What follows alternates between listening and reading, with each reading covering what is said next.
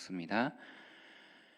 여호와께서 모세에게 이르시되 너는 내가 애굽 땅에서 인도하여 낸 백성과 함께 여기를 떠나서 내가 아브라함과 이삭과 야곱에게 맹세하여 내 자손에게 주기로 한 그 땅으로 올라가라.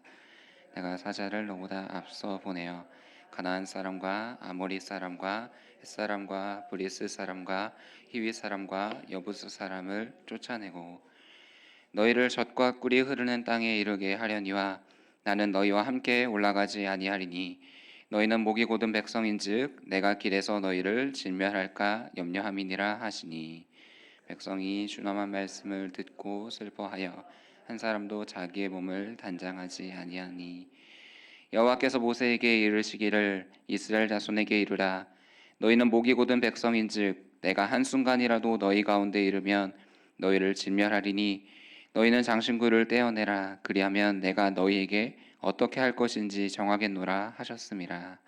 이스라엘 자손이 호렙산에서부터 그들의 장신구를 떼어내니라. 아멘. 우리는 오늘의 본문 말씀을 살펴보기에 앞서서 그 앞의 배경을 함께 이해하면 오늘 본문과 연관성이 있다는 것을 아실 수 있습니다. 이스라엘 백성들이 율법을 주시기로 한 그 하나님이 아닌 금송아지를 섬기는 그런 행동의 결과들을 우리는 계속해서 살펴보고 있습니다. 그 결과 중에 하나가, 극적인 장면 중에 하나가 오늘 함께 묵상할 말씀이라고 생각하시면 됩니다.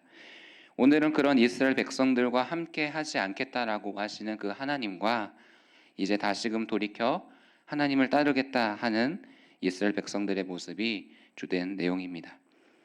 주의 깊게 살펴볼 내용을 중심으로 해서 함께 묵상해 보도록 하겠습니다. 오늘 금송아지를 숭배하며 하나님과의 언약을 깨뜨린 이스라엘 백성들을 향해서 하나님께서는 어떠한 결정을 내리십니까? 하나님의 천사를 이스라엘 백성보다 앞서 보내어 아브라함과 이삭과 그리고 야곱에게 주겠다 맹세하신 그 땅에 가서 친히 싸워주겠다 말씀하십니다. 이방 민족들을 모두 없애주겠다 말씀하십니다. 그리고 젖과 꿀이 흐르는 땅에 인도하겠다고 하시죠. 하지만 하나님께서는 같이 올라가지 않겠다라고 말씀하십니다. 그들의 금송아지를 숭배했던 모습들, 목이 곧은 백성이기에 주님께서 함께 하실 때 진멸할까 염려하시기에 하나님께서는 그들과 함께 하지 않겠다고 하십니다.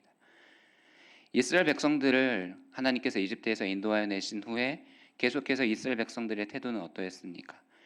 광야에서 그들은 만나와 메추라기가 없다 불평하며 우리를 왜 여기서 인도하여 냈느냐 모세를 비방하며 그렇게 불평불만을 쌓았던 모습들이 과거의 이스라엘의 모습들입니다. 그것이 금송아지를 만드는 사건으로 절정에 치닫고 그런 이스라엘 백성들과 함께 올라가지 않겠다 선언하시는 것이죠. 이러한 하나님의 말씀에 대해서 준엄한 말씀을 듣고 이스라엘 백성들은 슬퍼하며 아무것도 몸에 채비를 하지 않고 장신구를 아무것도 하지 않고 그렇게 슬픈 소식에 잠기게 됩니다. 이 준엄한 말씀을 다른 여러 성경의 표현으로 표현하면 이 준엄한 말씀이라는 것은 나쁜 소식, 슬픈 소식, 그리고 참담한 소식을 의미합니다.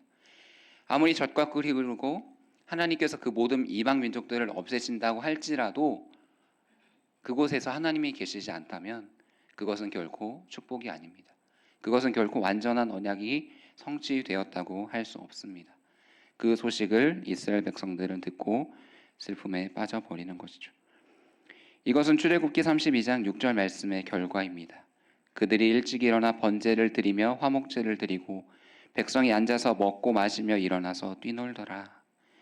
그들이 하나님이 아닌 다른 신들에게 경배하면서 먹고 마시며 일어나 뛰놀던 그 결과 그것은 결국 하나님께서 함께 하시지 않겠다 말씀하시는 슬픈 소식으로 되돌아왔던 것이죠. 하나님께서는 그런 이스라엘 백성들에게 너희는 이제 모든 장신구를 떼어내라 말씀하십니다.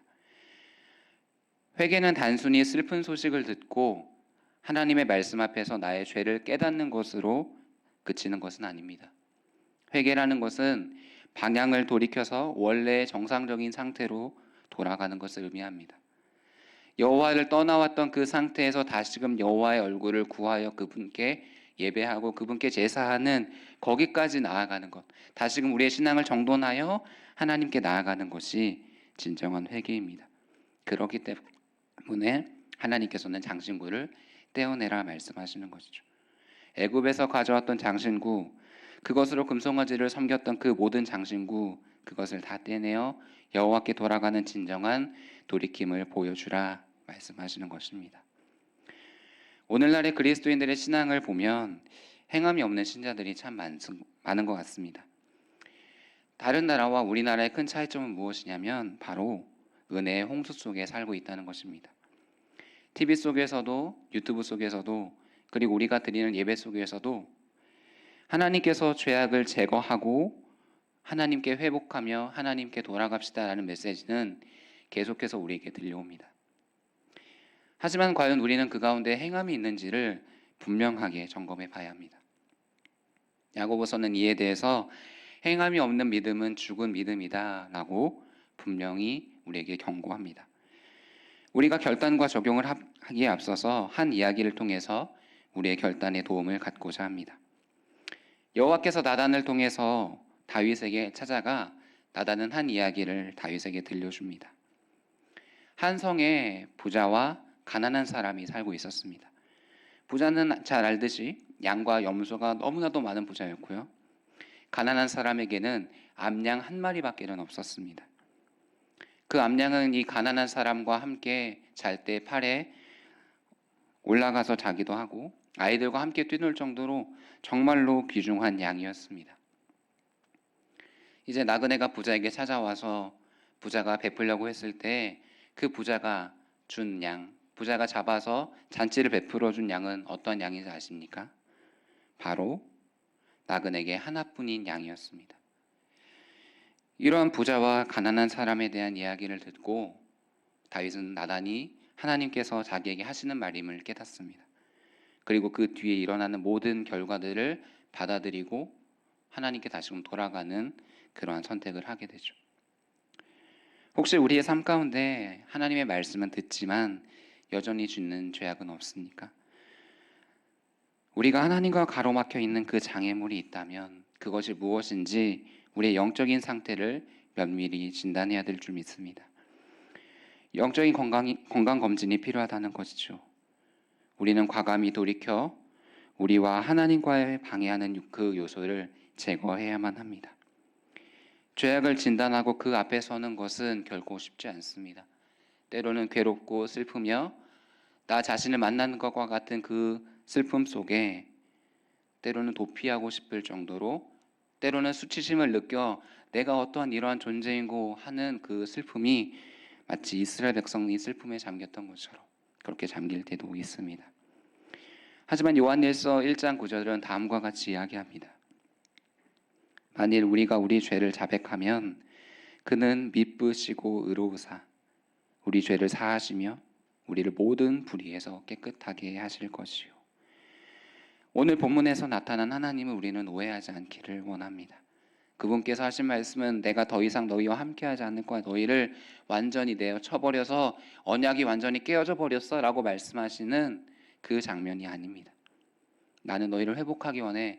내가 너희를 사랑하기 때문에 마치 자식을 사랑하는 아비와 같이 그것을 하면 안 돼라는 그 슬픔의 심정을 아비가 먼저 가졌다는 것이죠. 그리고 이스라엘 백성들이 회복하기를 원하며 다시금 언약이 회복되어 그 땅에서 하나님과 함께 예배하며 축복을 누리는 삶을 살게 하기 위하여 하나님께서는 오늘 본문을 통해 말씀하시는 것입니다. 오늘의 기도의 시간을 통해서 우리는 성령님께 질문하며 나아갔으면 좋겠습니다. 주여, 나로 하나님께 나아가지 못하게 하는 그 은밀한 죄를 짓는 그 죄악들을 깨닫게 하여 주시옵소서. 그리고 오늘 하루의 순간이 하나님과 관계를 회복하는 그러한 복된 하루가 되게 하여 주시옵소서. 죄악을 넘어서서 회개를 넘어서서 우리에게 알려주시고자 하는 그 하나님의 사랑을 내가 깊이 경험하게 하여 주시옵소서. 우리가 이러한 기도 제목으로 나아갔으면 좋겠습니다. 함께 네 가지